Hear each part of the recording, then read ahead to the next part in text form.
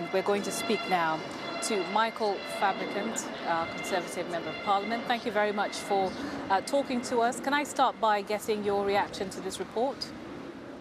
Well, it's 30,000 words, 106 pages. I've only just collected it. I would say that numbers of people have said that they think it's rather vindictive in its final conclusions. I won't judge that, actually, until I've read it in its entirety. So you haven't read it in its entirety, but of course the top line, the end of the matter for this committee is that Boris Johnson did mislead Parliament. Yes.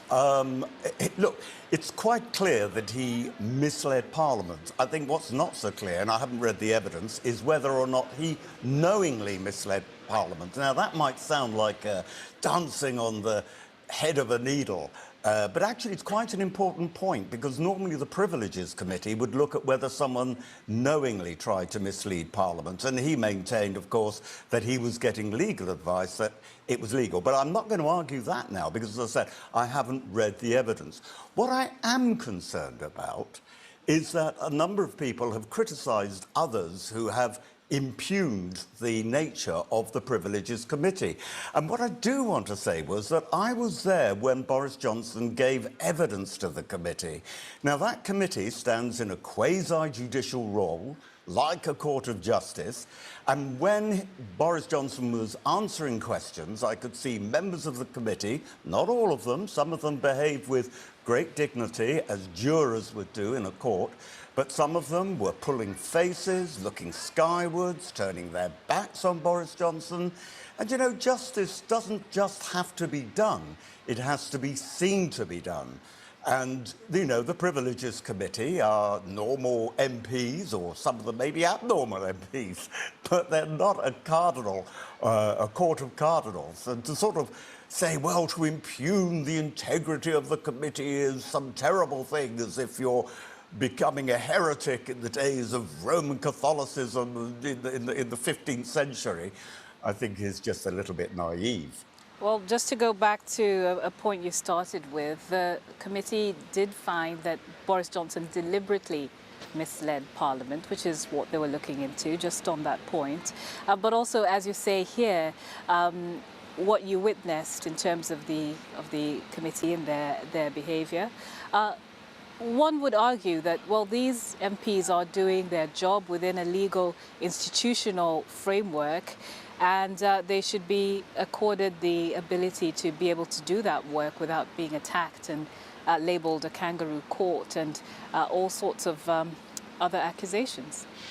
Yes, that's true, but it goes both ways as well, of course. If they want to be treated with dignity, then they have to behave with dignity. And we already hear from the Guido Fawkes website that at least one of the members of that committee was also partying during breakdown, during lockdown. That is yet an unproven allegation. An unproven allegation, but one where there's growing evidence, so we'll see about that. And I'm sure, by the way, that's something that isn't going to die down either. No, I just feel that a little bit of politics has got into this committee's report. And, you know, I think it's not for me to judge now, because I haven't read the report, as I've already said. But I know someone on a programme just now that you were rebroadcasting was saying that history will be written by those who write the history.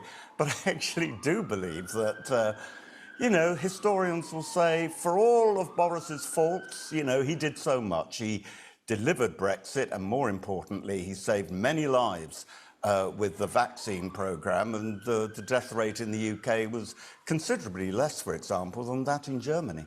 So are you saying that in light of the things he did do right, the things he didn't do right don't matter?